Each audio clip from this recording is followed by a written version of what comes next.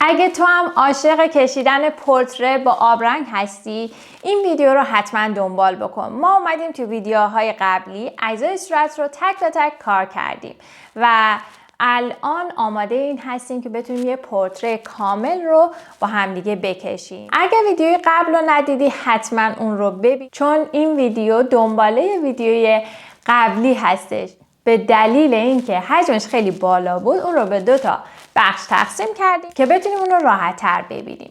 حالا به هم بگو که تا اینجای کار رو کشیدین، تمرین کردین، آیا آماده هستین بقیه کار رو با هم دیگه دنبال بکنیم؟ حتما برام کامنت بذارین، نتیجه کارتون رو برای من بگید. بریم ادامه ویدیو رو ببینیم.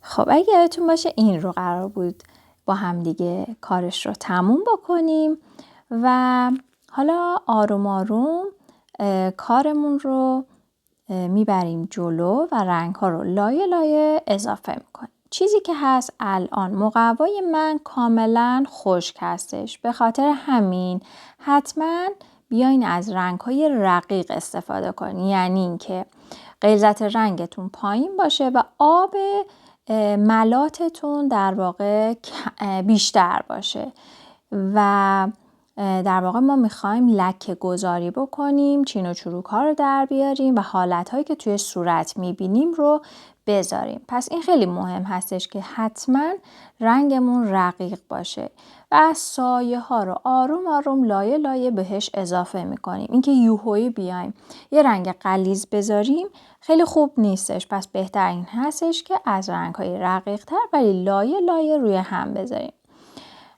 در ابتدای کار که دارم شروع میکنم دوباره داره مقوام در واقع خیس میشه با این رنگ گذاری رقیق، باز من این فرصت رو دارم که هی روی اون خیسی ها لایه های بعدی رنگ رو هم بذارم، ولی خب بهش فرصت میدم جذب مقوام بشه و با رنگ های زیریش ترکیب بشه و بعد لایه بعدی رو میذارم. من قسمت اول رو روی آروم گذاشتم که سرعت دست من رو بدونین چه شکلیه و الان طبق معمول میام دور تند میذارم چون که سرعت بیشتری به کارمون بدیم و نتیجه کار رو بتونیم بهتر ببینیم. ولی خب شما که توی خونه انجام میدین با حوصله، با دقت و مطمئن باشین که من هم خیلی آهسته، خیلی آروم و با احتیاط رنگ ها رو لایه لایه گذاشتم و الان فقط به خاطر ویدیومون مجبور هستیم یه مقدار سرعت ویدیومون رو بیشتر بکنیم وگرنه ساعت ها طول میکشه.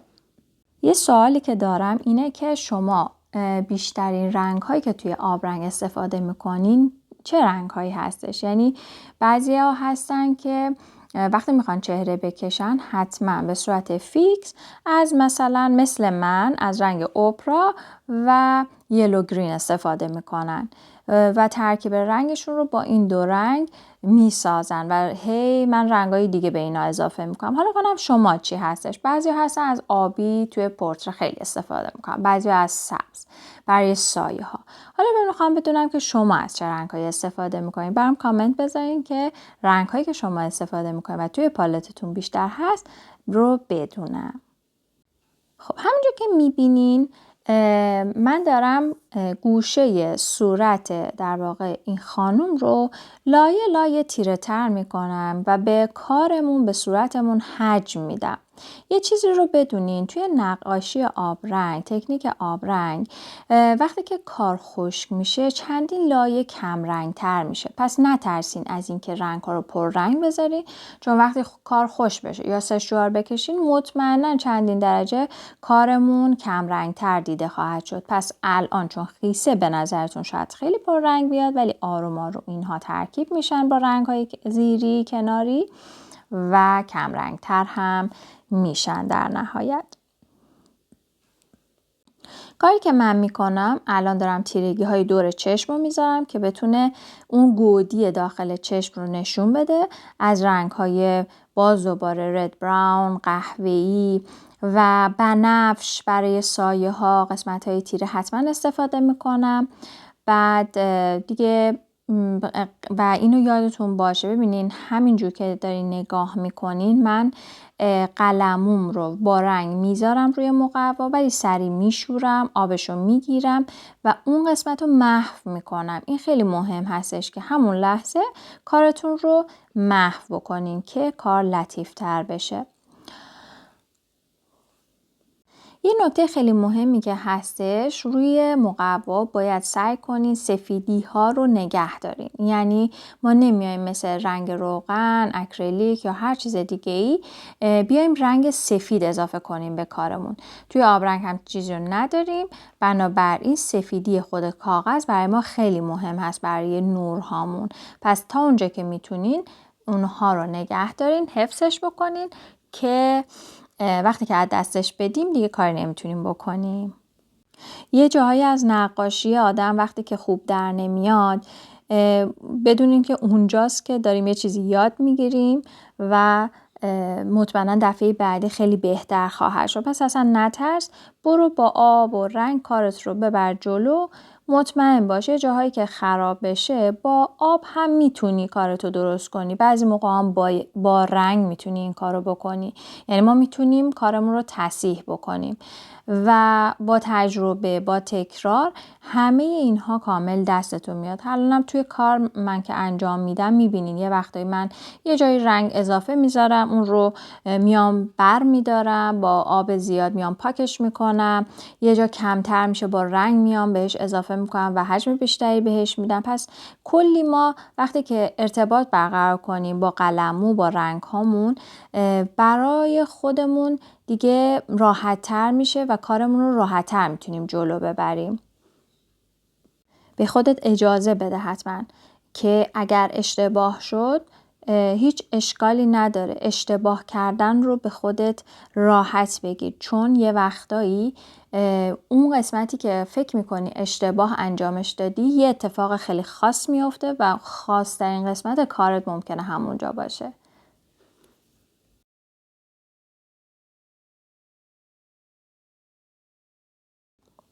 الان اینجایی که من دارم این قهوه تیره رو میذارم که رد براون هم همیشه با برترامبر معمولا قاطیش میکنم، زیر کار من خیس هسته چون یک لایه حالت سرخابی صورتی گذاشتم روی گونه ها و نم داره و الان خیلی راحت من این قهوه‌ای تیره رو که میذارم با رنگ زیری ترکیب میشه و یه تونالیته خیلی قشنگ و نرمی به ما میده.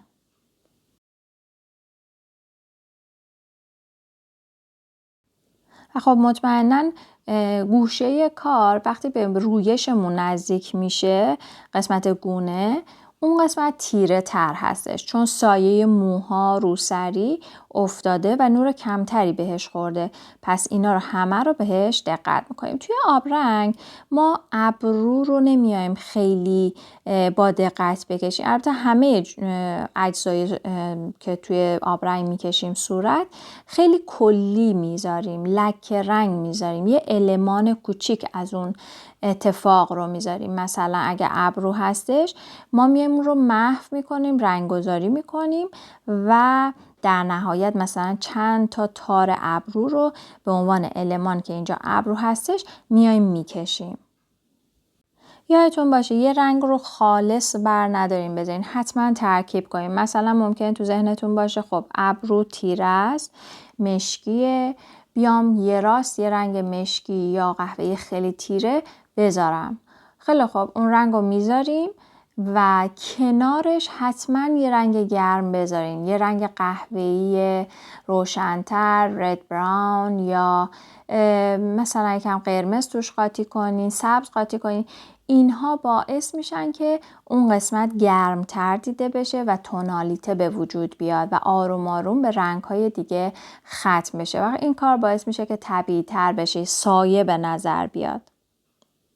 خب همونجوری هم که میدونین قسمت بینی همیشه چالش داریم برای اینکه بتونیم حجمش رو در بیاریم، نورش رو حفظ بکنیم و بتونیم طبیعی اون قسمت رو در بیاریم. پس از تجربه قبلی که کشیدیم، اومدیم تنهایی یه بینی رو کشیدیم استفاده بکنیم اینجا و بیایم رنگ گذاری بکنیم. یادتون باشه چشاتون هر از گاهی ریز بکنین و کارتون رو یکم از دورتر ببینین کجاها سایه کارمون بیشتره، کجاها نور بیشتره و اون لکه های رنگ رو فقط بذارین. یعنی به عنوان یک چهره نیاین ببینین این کارتون رو، بیاین به عنوان لکه رنگ ببینین.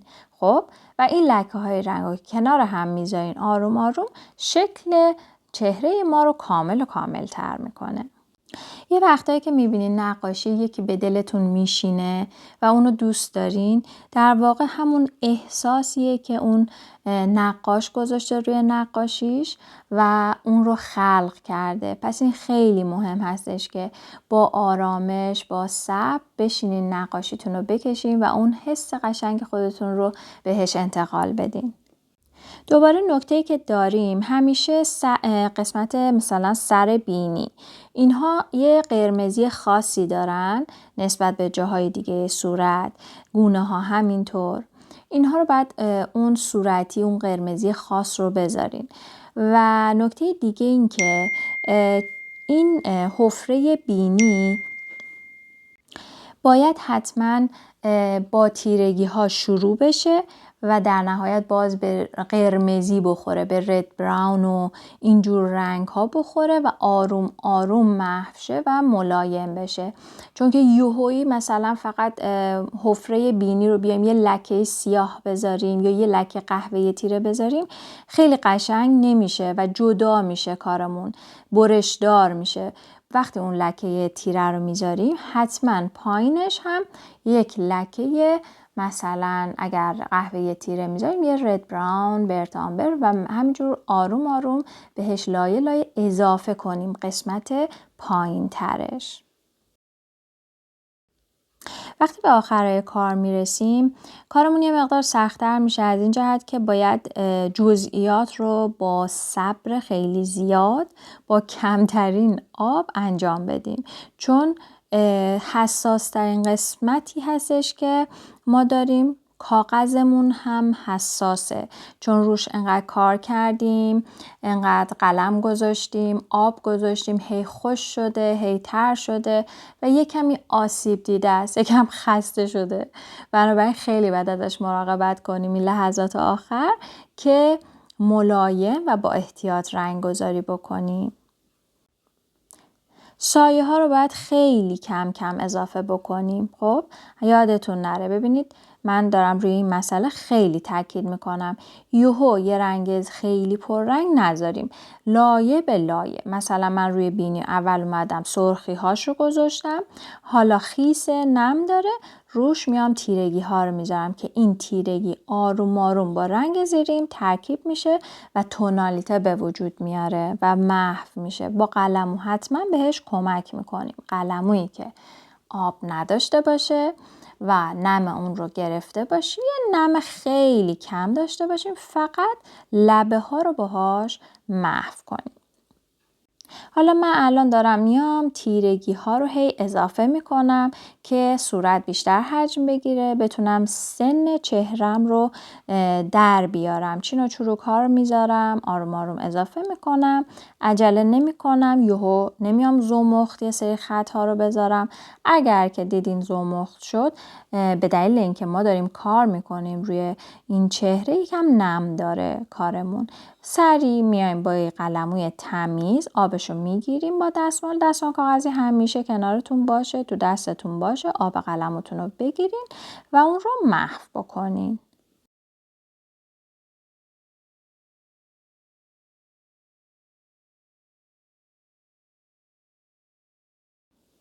خب الان من اومدم این خطا رو گذاشتم، حالا بعد بیام اینا رو نرم کنم، محو کنم. مثلا شاید لازم باشه من چندین لایه این چین و چروک های پشت لب رو بذارم تا اون نرمی در عین حالی که چین و چروک هستش و یه کمی مثلا صورت از اون لطافت در اومده، ولی خب باید نرم هم دیده بشه.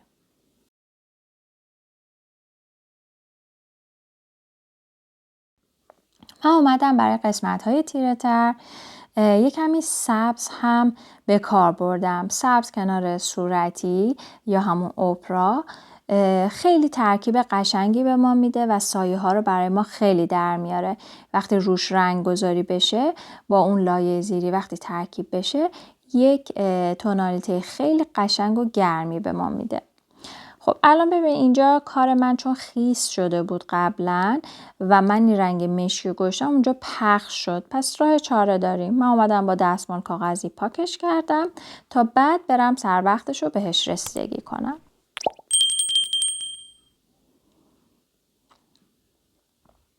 اصلا عجله نکنید. ببینید چه تونالیته قشنگی در اومد روی سبز. همش قلموم رو دارم میشورم، آبش رو میگیرم با دستمال و شروع میکنم رنگ هایی که میذارم رو یک لایه زیرش میکشم که خط به وجود نیاد و محو بشه. یه چیز دیگه که باید بهتون بگم اینه که توی نقاشی چه آبرنگ چه هر تکنیک دیگه‌ای حتما کارتون رو بعد از یک زمانی که کار رو پیش بردین بلندشین از دور نگاه کنین. خودتون متوجه میشین کم و کاستیاشو کجا باید سایه بیشتر بذارین، کجا باید رنگ بیشتری بذارین یا یه جایی محو نشده باید برای اونجا یه فکری بکنین. این کار به ما کمک میکنه که کارمون طبیعی‌تر و بهتر بشه. چون وقتی که ما میشینیم پای کارمون چشممون دیگه خسته میشه، چشممون عادت میکنه به اشتباهاتمون، به قشنگی‌های کارمون، به همه چی عادت میکنه و به خاطر همین نمیدونیم که کجای کار باید استاپ کنیم. دیگه کافیشه اونجا برای نقاشیمون. حتی ممکنه بلند شید ببینید که وای چقدر خوب شد این قسمتی که کار کردم و وقتی که نزدیک دارین فقط کار میکنین این رو متوجه نشید و اونجا هستش که دیگه دست برمیدارین و کارتون رو میذارین کنار.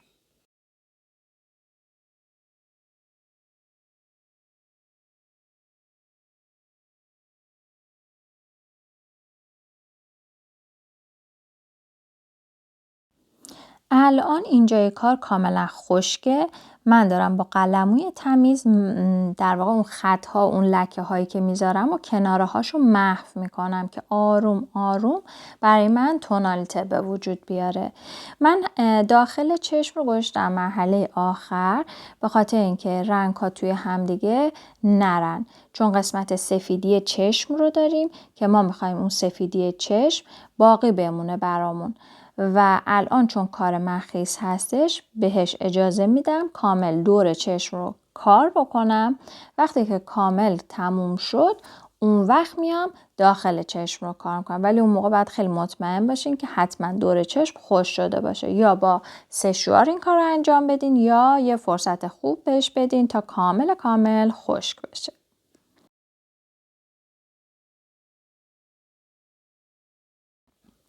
یه نکته دیگه این که داخل سفیدی چشم حتما باید ترکیب رنگ داخلش بذاریم. یعنی یه سری توسی ها داریم که با آبی کوبالت و برت آمبر میایم اینها رو ترکیب میکنیم. یه توسی خیلی قشنگ در میاریم، یه آبی قشنگ در میاریم و توی سفیدی چشم حتما به کار میبریم. خودتونم الان نگاه بکنین چشماتون رو سفیدی چشممون سفید کامل نیستش. یه ذره تونالیته آبی توسی صورتی توش داره. پس حتما به این نکته توجه بکنید.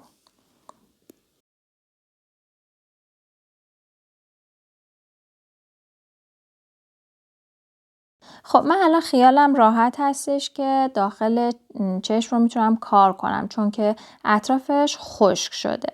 یه نکته‌ای که باز یادآوری میکنم مردمک چشم هیچ وقت جاش تغییر نمیکنه. اون گردیه وسط عنبیه، نمیدونم اسمشو دارم درست میگم یا نه.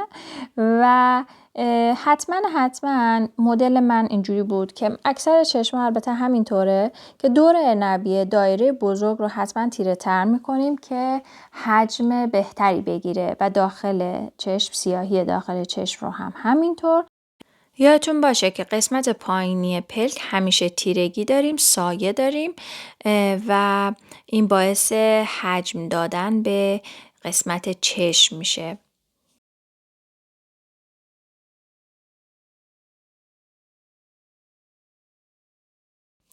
هنوز یک مقدار نم داره قسمت داخلی چشمی که داریم کار میکنیم و آروم آروم هی رنگ تیره رو اضافه میکنیم و خودش محو میشه و رنگ ها توی هم تنیده میشن و اون لطافتی که لازم هست رو ایجاد میکنن. اگر همش خشک باشه تیکه های رنگ و خوب کنار هم قرار نمیگیرن.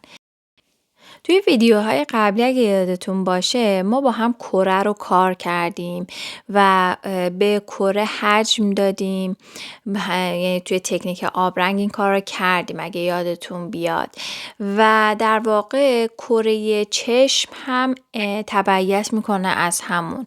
برای حجم دادن بهش باید حتما همون نکات رو توجه بکنیم، نورها رو در نظر بگیریم، سایه ها رو در نظر بگیریم تا اینکه بتونه اون حجم کافی و لازم رو بگیره.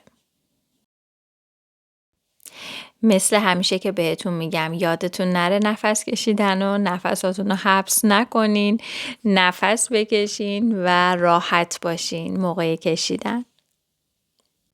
خب الان من میام روی قسمت سفیدی یک مقدار صورتی آبی اضافه میکنم تا طبیعی تر به نظر برسه.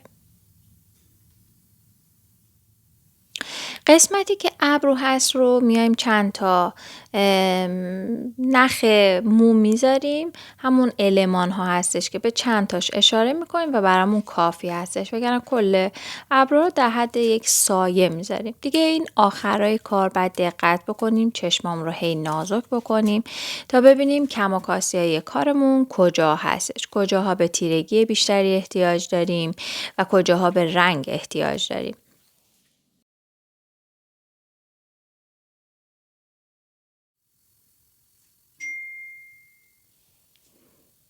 خب الان میام با قلموی موی طبیعی، غلظت زیاد رنگ و آبدارم هست قلموم، مقوام هم خشک هست. شروع میکنم به قسمت های لباس رو برای نقاشی میکشم. غلظت رنگم بالاست و بعد میام با آب، یعنی با قلموی آبدار هی رنگم رو بیشتر پخش میکنم. یه سری بافت ها هم ایجاد میشه که اینو بافت ها زمانی ایجاد میشه که آب قلمومون یه مقدار کمتر باشه و مقوامون خشک باشه که این بافت ها بعضی جا کار ما رو قشنگ میکنه. یه سری بافت لباس به ما میده، یه سری افکت های خاص به ما میده. پس همیشه نمیایم کل این بافت ها رو پر کنیم، یه چند تا دونش هم میذاریم باشه برای زیبایی کار. از رنگ هایی که استفاده میکنین یا انتخاب میکنین برای لباس باید دقت بکنین رنگ ها به هم دیگه در کنار هم زیبا دیده بشن و مکمل هم باشن و من هم اینجا رنگ انتخابیم برای مثلا بولیز زیریش حالت قهوه‌ای بنفش بود و بولیز روی حالت آبی سرمه‌ای هستش و چون که روسریش هم سفید هست فکر می‌کنم این دوتا رنگ براش مناسب هستش. مثل همیشه با گذاشتن تیرگی ها عمق رو ایجاد میکنیم و قسمت روشنی ها باعث میشن که حجم به کارمون داده بشه. قسمتی که پارچه هست باید نرمیش حس بشه، بنابراین من اومدم از آب بیشتری اون قسمت رو استفاده کردم و گذاشتم خودش ترکیب بشه توی هم و پخش بشه رنگا. من اومدم اینجا یک رنگ توسی درست کردم. معمولا من رنگ توسیم رو با آبی و برتامبر درست میکنم، بنفش و یک کوچولو آبی و برتامبر. بستگی داره، اگه بخوام گرمتر باشه بنفشم رو بیشتر میکنم و اگر بخوام سردتر باشه آبی من بیشتر هستش. ولی همیشه قهوه‌ای کار ما روی قهوه‌ای یک توسی خیلی قشنگ به ما میده. یادتون باشه که سفیدی ها رو حفظ بکنین، مخصوصا تو روی روسریمون که رنگ قالبش در واقع سفید هست و ما سایه ها رو داریم از طریق توسی میذاریم. بنابراین خیلی باید این دقت کنیم که سفیدی های روسریمون از بین نره که ما نشون بدیم رنگ روسریمون سفید هستش. و زمانی من دارم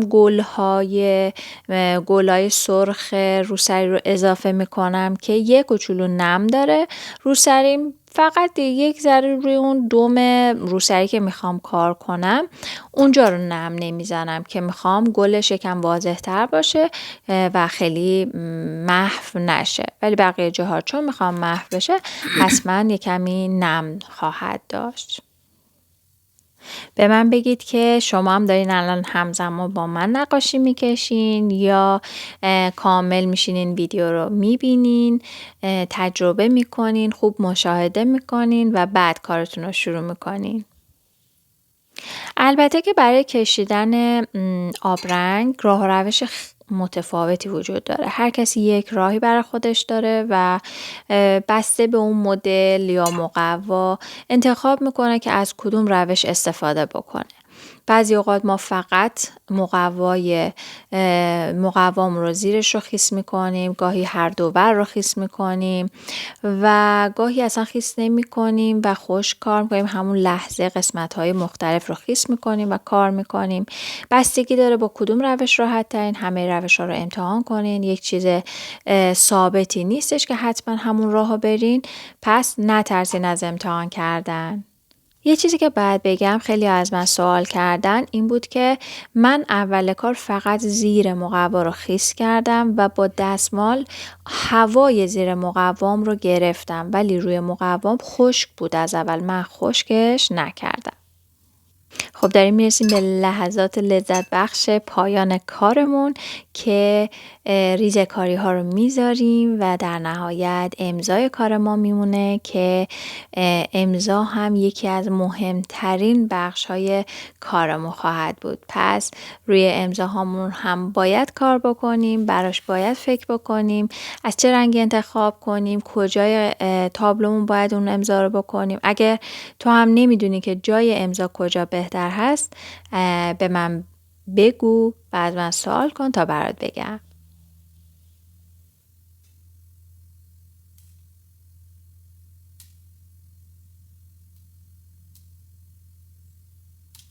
یه چیزی که میخوام بهتون بگم اینه که همیشه ما قرار نیستش شبیه کس دیگه نقاشی بکشیم. ما باید یاد بگیریم که شکل خودمون باشیم و شکل خودمون نقاشی بکشیم. کار دست هر کسی، چه نقاشی باشه، چه خط باشه، چه هر هنر دیگه، شخصیت اون فردی که اون کار رو انجام داده مطمئناً توی اون کار مشخص هستش. پس هر کسی همونطور که گفتم دست خط خودش رو داره، چه توی نوشتن، چه توی کشیدن و چه توی پختن. توی هر کاری میفهمیم که این کار رو فلانی انجام داده، پس هر کسی دست خط مخصوص خودش رو داره. اگر داریم از رو دست کسی نگاه میکنیم و میخوایم شبیه اون بشیم، اون فقط برای ما یه راهنماست و یه تجربه است که ما از تجربه های اون استفاده میکنیم و اونطور که خودمون دوست داریم به نمایش میذاریم. حالا به هم بگو تا اینجای کار چطور بود؟ دوست داشتین ویدیو رو؟ خوب پیش رفت همه چی؟ آموزش براتون مفید بود؟